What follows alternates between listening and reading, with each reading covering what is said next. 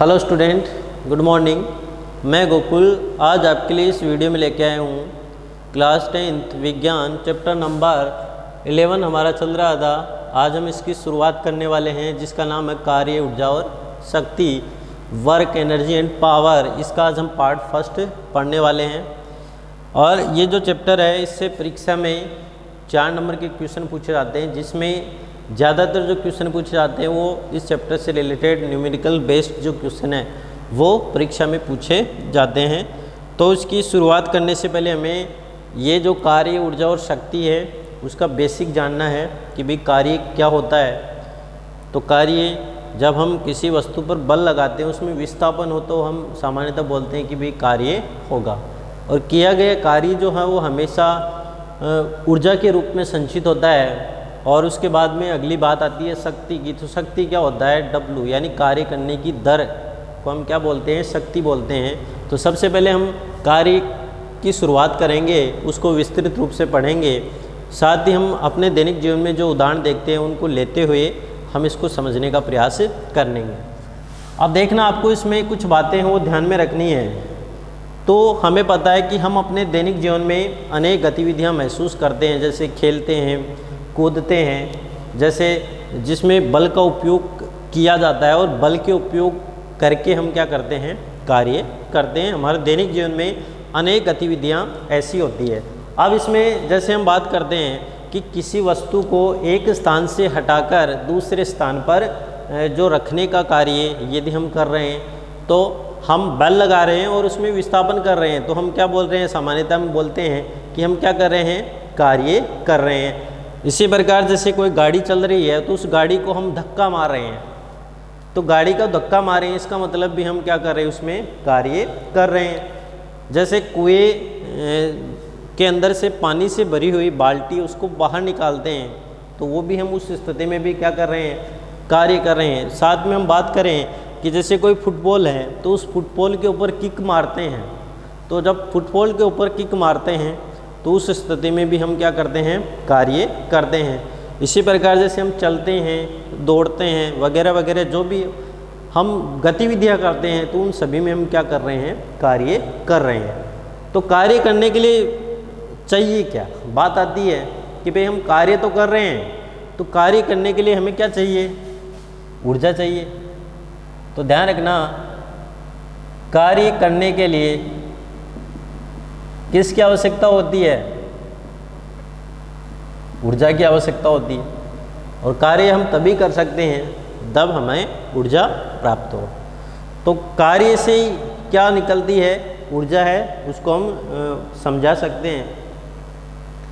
और ऊर्जा हमें प्राप्त कहाँ से होती है? ऊर्जा का स्रोत, जैसे प्रकृति के लिए ऊर्जा का प्रमुख स्रोत है सूर्य, लेकिन हमारे ऊपर यदि हम बात करें तो हमें ऊर्जा कहाँ से प्राप्त होती है?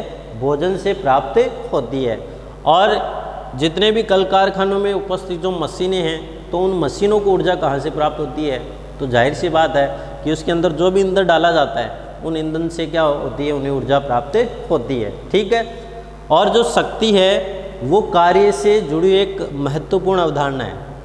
तो एक प्रमुख अवधारणा है जो डायरेक्ट किससे जुड़ी हुई है? कार्य से जुड़ी हुई है। ठीक है। तो हम आगे बात करते हैं। हम एक बेसिक उदाहरण लेते हैं कि भाई हम उस व्यक्ति को अधिक शक्तिशाली मानते हैं जो किसी कार्य को दूसरे की अपेक्षा तीव्र गति से संपन्न करता है। तो वे व्यक्ति जो हैं उनको हम अधिक बुद्धिमान मानते हैं। जैसे मान लो हम मेरी तुलना किसी दूसरे से की जाए तो दूसरा जो व्यक्ति है वो मेरे से अधिक कार्य यदि वो कर रहा है तो हम क्या मानते हैं कि वो जो दूसरा व्यक्ति है वो मुझसे क्या है? अत्यधिक थोड़ा शक्तिशाली है। तो ये आपको इसमें कुछ बातें हैं वो ध्यान में रखनी है।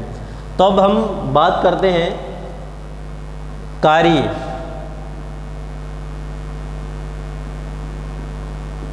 अब कार्य होता क्या है? इसको हम किस प्रकार से परिभाषित कर सकते हैं? कार्य को सामान्यतः वर्क बोलते हैं। तो कार्य को विज्ञान की भाषा में हम किस प्रकार से परिभाषित कर सकते हैं? तो हम लिख सकते हैं बल का उपयोग करके किसी वस्तु की विरामावस्था में परिवर्तन करना। तो कार्य की परिभाषा हम लिख सकते हैं बल का उपयोग करके किसी वस्तु की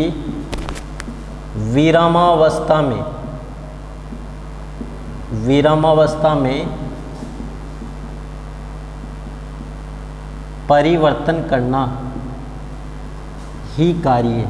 इंपॉर्टेंट लाइन है, किसी वस्तु है, जैसे कोई भी वस्तु, यहाँ पे ये वस्तु रखी है, तो इस वस्तु पर बल का प्रयोग करें, बल लगाएं, तो उसकी विरामावस्था में, यानी ये विराम स्थिति में है, उसके ऊपर बल लगा के विरामावस्था में परिवर्तन करना या उसकी स्थिति में परिवर्तन करना क्या कहलाता है?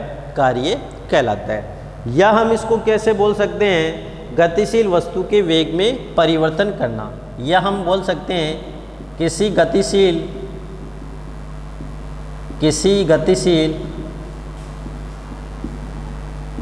वस्तु के वेग में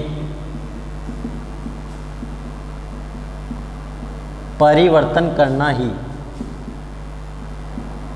क्या है? कार्य है।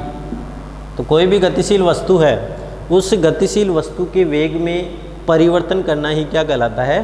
कार्य कहलाता है। तो इस प्रकार हम कार्य को परिभाषित कर सकते हैं। और वैज्ञानिक दृष्टि से किया गया कार्य, और यदि हम वैज्ञानिक दृष्टिकोण से बात करें, वैज्ञानिक दृष्टिकोण से कार्य के बारे में हम बात करें, तो हम लिख सकते हैं कि किया गया कार्य बल और बल की दिशा में उत्पन्न विस्थापन के गुणनफल के बराबर होता है। किया गया कार्य, किसी वस्तु पर किया गया कार्य बल तथा बल की दिशा में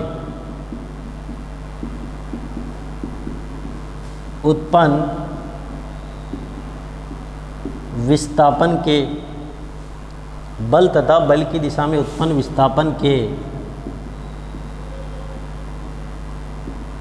गुणनफल के बराबर होता है।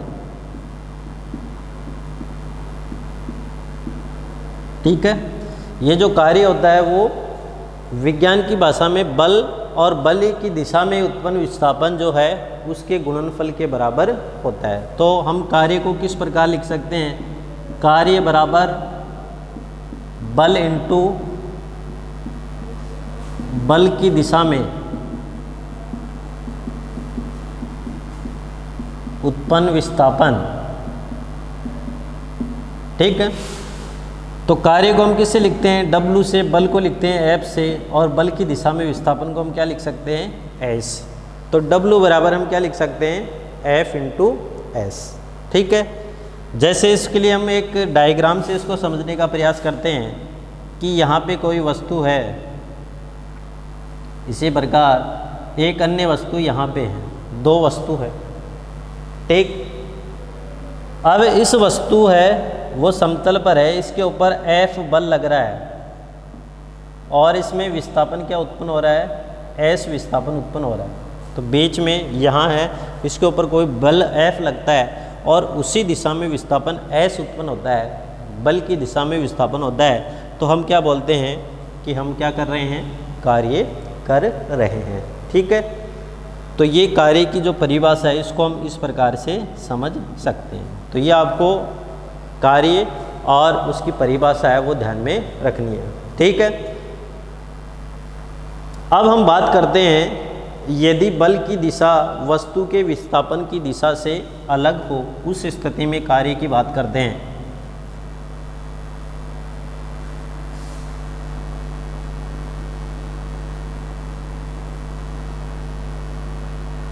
किसकी दिशा? बल की दिशा विस्थापन की दिशा से अलग हो, तो हम कार्य को किस प्रकार से लिख सकते हैं? तो वो देखना, यदि बल की दिशा वस्तु के विस्थापन की दिशा से अलग हो, यदि बल की दिशा वस्तु के विस्थापन से अलग हो तो, ध्यान रखना, बल की दिशा और उसमें विस्थापन दोनों विपरीत दिशा में हो या अलग हो तो विस्थापन की दिशा में बल के घटक द्वारा कार्य ज्ञात किया जा सकता है। तो विस्थापन की दिशा में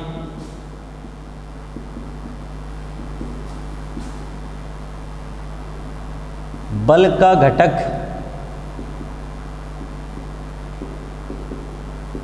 प्राप्त करके, बल का घटक प्राप्त करके, तो विस्थापन की दिशा में बल का घटक प्राप्त करके किया गया कार्य ज्ञात किया जाता है। किया गया कार्य प्राप्त किया जाता है। तो हम क्या लिख सकते हैं कि यदि बल की दिशा वस्तु के विस्थापन से अलग हो तो विस्थापन की दिशा में बल का घटक प्राप्त करके जो कार्य है उसकी गणना की जा सकती है, कार्य जो है वो प्राप्त किया जा सकता है। ठीक है, जैसे हम बात करते हैं एक डायग्राम के द्वारा। जैसे मान लो यहाँ पे कोई वस्तु है, ये रखी हुई है, ठीक है।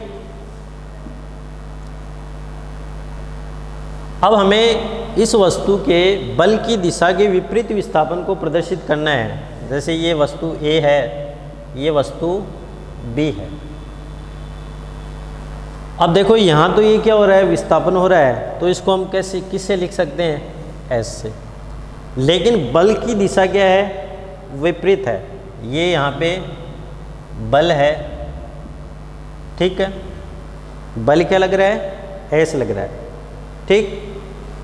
तो ये बल की दिशा क्या है, विपरीत है, तो हम इसको बल का घटक प्राप्त करते हैं। और यहाँ पे जो कोण बनता है वो कोण कौन सा है, थीटा है।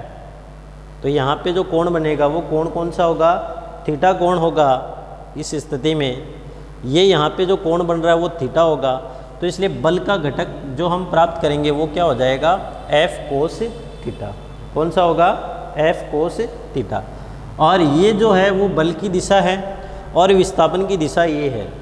तो इसलिए हम इसमें जो कार्य की गणना करेंगे वो इस बल का घटक प्राप्त करके कार्य को ज्ञात कर सकते हैं। तो इस बल का घटक क्या होगा, F कोस थीटा, ठीक है। तो ये आपको ध्यान रखना है। तो ये चित्र किसको डिनोट करता है, जब बल और विस्थापन थीटा कोण पे हो। चित्र क्या प्रदर्शित करेगा, जब बल तथा विस्थापन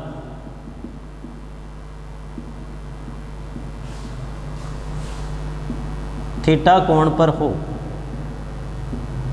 ठीक है। तो ये डायग्राम है कि जब बल और विस्थापन थीटा कोण पर हो तो हम इसको किस प्रकार से ज्ञात कर सकते हैं। बल का घटक जो है वो प्राप्त करके हम कार्य की गणना है वो आसानी से कर सकते हैं। जब वस्तु, अब हम इस पे बात करते हैं, माना कोई वस्तु बिंदु A पर रखी है, ध्यान से देखना इसमें, माना कोई वस्तु बिंदु A पर रखी है और इस पर बल इस तरह रखता है कि विस्थापन B तक होने में बल की दिशा वस्तु के विस्थापन से थीटा कोण बनाती है। ध्यान रखना, माना कोई वस्तु जिस A, ठीक है, माना कोई वस्तु A है, ठीक। अब इस पर वस्तु पर बल इस प्रकार से लगता है, ये वस्तु है, इस पर बल इस प्रकार से लग रहा है कि वस्तु का विस्थापन B तक होने में, देखो ये वस्तु A से B तक आती है, तो वस्तु का विस्थापन B तक होने में बल की दिशा जो है वो वस्तु के विस्थापन की दिशा में थीटा कोण प्राप्त करके ज्ञात की जा सकती है या ज्ञात कर सकते हैं। अतः हम बोल सकते हैं, अतः विस्थापन की दिशा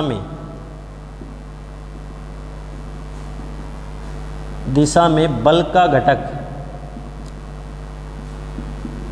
तो क्या हो जाएगा, F कोस थीटा।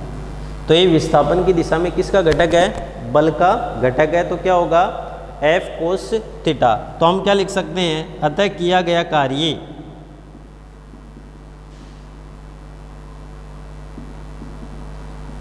W बराबर क्या हो जाएगा, F cos theta into S. तो यह हम लिख सकते हैं W बराबर एफ एस कोस थीटा। तो किया गया कार्य की गणना हम किस समीकरण से प्राप्त कर सकते हैं? W बराबर एफ एस कोस थीटा। तो इस समीकरण से हम जो कार्य है उसकी गणना कर सकते हैं। तो हम इसको ऐसे भी लिख सकते हैं W बराबर एफ डॉट एस। W बराबर क्या है? F dot S. तो हम क्या लिख सकते हैं इसको? यदि हम लिखें तो हम ऐसे भी लिख सकते हैं कार्य बराबर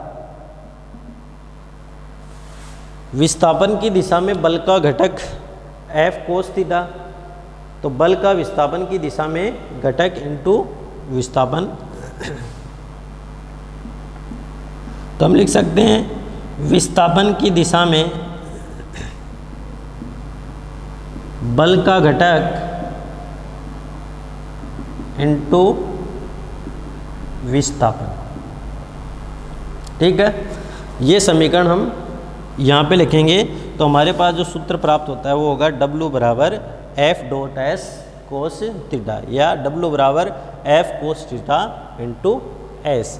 तो इस सूत्र का मान रख के हम किए गए कार्य की गणना कर सकते हैं जब वस्तु का विस्थापन और बल जो है वो एक दूसरे से अलग हो, या हम बोल सकते हैं कुछ थीटा कोण पे हो। उस स्थिति में हम कार्य की गणना W बराबर एफ एस कोस थीटा सूत्र से प्राप्त कर सकते हैं। ठीक है, अब हमें आगे इसमें ध्यान रखना है कि कार्य क्या एक अदिश राशि है। तो कुछ बातें हैं कार्य के बारे में, वो भी साथ साथ देखते हैं।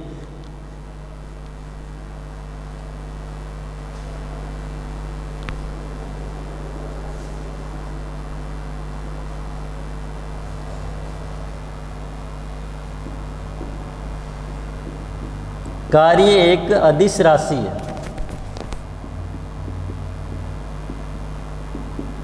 ठीक है, तो कार्य क्या एक अदिश राशि है जिसका मान धनात्मक व ऋणात्मक हो सकता है। जिसका मान धनात्मक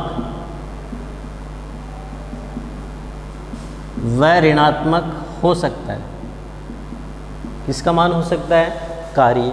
तो कार्य क्या है? एक अदिश राशि है और जिसका मान धनात्मक भी हो सकता है और ऋणात्मक भी हो सकता है। ठीक है,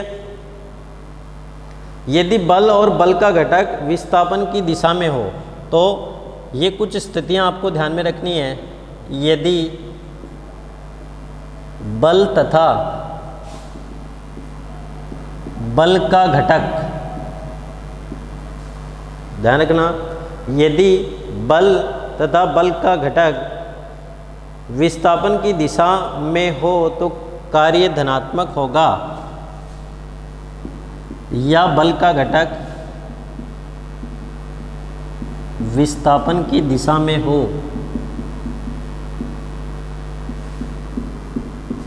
तो कार्य धनात्मक होगा। तो ध्यान रखना, बल या बल का घटक विस्थापन की दिशा में हो तो कार्य क्या होगा? धनात्मक होता है। सेकंड हम बात करते हैं, यदि बल या बल का घटक विस्थापन की दिशा के विपरीत हो। यदि बल या बल का घटक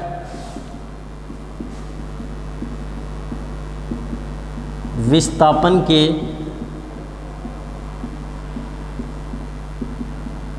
विपरीत दिशा में हो तो कार्य क्या होगा? ऋणात्मक होगा। तो कार्य किस प्रकृति का होगा? ऋणात्मक प्रकृति का होता है। ठीक है, तो ये दो बातें आपको ध्यान में रखने की आवश्यकता है। ठीक है, अब देखो ये जो बातें हैं इसको समझने के लिए हम एक उदाहरण के द्वारा इसको समझते हैं। तो हम एक उदाहरण के द्वारा इसको समझने का प्रयास करते हैं कि जैसे एक गेहूं से भरी कोठी है और पुस्तकों से भरी हुई अलमारी। जैसे मान लो बात करते हैं हमारे ऊपर ही कि हमारे पास एक गेहूं से भरी हुई कोई कोठी मान लो, या फिर एक किताबों से भरी हुई अलमारी हम मान लेते हैं, ठीक है। और उस अलमारी को हम अपनी जगह यानी एक स्थान से हटाकर दूसरे स्थान पर ले जाने के लिए हम पूरी ताकत लगा सकते हैं। या मान लो अलमारी है या किताबों से भरी हुई कोई संदूक है, बॉक्स है, उसको हम अपनी पूरी ताकत लगाकर एक स्थान से दूसरे स्थान पर ले जाने का प्रयास करते हैं, ठीक है। अब उस प्रयास में हम क्या होते हैं, असफल होते हैं। असफल का मतलब हम उस अलमारी को एक स्थान से दूसरे स्थान पर नहीं ले जा पाते हैं। पहली स्थिति तो ये ध्यान में रखनी है। इसका अर्थ ये हुआ, विज्ञान की भाषा में हम क्या बोलते हैं कि जब बल और बल की दिशा में विस्थापन हो तो क्या होता है, कार्य। तो हमने पूरा परिश्रम किया, हमारे पास जितना बल था वो हमने लगा लिया, लेकिन वो एक स्थान से दूसरे स्थान पर गए नहीं। इसका मतलब विज्ञान की भाषा में हमारे द्वारा किया गया कार्य क्या है, शून्य है। कि हम भले ही उस स्थिति में भी कितना भी परिश्रम कर ले, लेकिन विज्ञान की स्थिति में या विज्ञान के लिए हम यदि कहें तो हमारे द्वारा किया गया कार्य क्या होगा, शून्य होगा, ठीक है। अब हम परिश्रम कर रहे हैं, थक रहे हैं, लेकिन विस्थापन नहीं हो रहा है तो कार्य क्या हो जाएगा, शून्य हो जाएगा। अब उसी प्रकार हम कुछ समय तक थोड़ा वजन अपने हाथ में लेकर थक जाते हैं। जैसे मान लो आपके पास कोई किसी वस्तु से भरा हुआ पात्र आपके सर के ऊपर रख दिया और आपको बोला कि आप खड़े रहो, तो खड़े रहने के दौरान हम थक भले ही जाएं, लेकिन यदि हम विस्थापन नहीं करते हैं तो उस स्थिति में भी किया गया कार्य क्या होगा, शून्य ही प्राप्त होता है। तो ये स्थितियाँ आपको ध्यान में रखनी है। अब हम बात करते हैं, जैसे मान लो कोई वस्तु टेबल के ऊपर रखी हुई है, ये पेन है वो टेबल के ऊपर रखा है, इसको हमने बल लगाया, वहाँ से उठाकर यहाँ पे लेके आ गए। इस स्थिति में हमने बल भी लगाया और वस्तु में विस्थापन भी हुआ, इसका मतलब हमने क्या किया, कार्य किया। इसी प्रकार जैसे टेबल के ऊपर बुक पड़ी है तो उस बुक को उठा के हम अपने पास ले आते हैं, तो इस स्थिति में भी क्या होता है, कार्य होता है। इसी प्रकार जैसे मॉल की जो ट्रॉलियाँ होती है उसमें हम सामान लाते हैं, उसको एक स्थान से दूसरे स्थान पे लेके जाते हैं, तो उस स्थिति में भी हमने या हमारे द्वारा क्या किया जाता है, कार्य किया जाता है। क्योंकि हम उस वस्तुओं पे बल लगाते हैं तो बल की दिशा में ही उन वस्तुओं में क्या होता है, विस्थापन होता है, तो वो क्या कहलाता है, कार्य कहलाता है, ठीक है। तो ये आपको इसमें ध्यान में रखना होता है। अतः हम बोल सकते हैं कि आरोपित बल वस्तु में विस्थापन एक ही दिशा में हो तो किया गया कार्य बल और विस्थापन के गुणनफल के बराबर होता है। तो हमने देखा कि बल तथा विस्थापन एक ही दिशा में हो, यदि बल और विस्थापन एक ही दिशा में हो तो किया गया जो कार्य है वो बल इंटू विस्थापन के गुणनफल के बराबर होता है। तो इस प्रकार जो है वो आज के इस वीडियो में हमने जो कार्य है तो कार्य की परिभाषाएं देखी थी, कार्य के लिए कौन कौन सी स्थितियां उत्पन्न होती है उसके बारे में हमने जाना, और एक उदाहरण के द्वारा हमने समझा कि कार्य के लिए कौन कौन सी स्थितियां जो है वो आवश्यक होती है।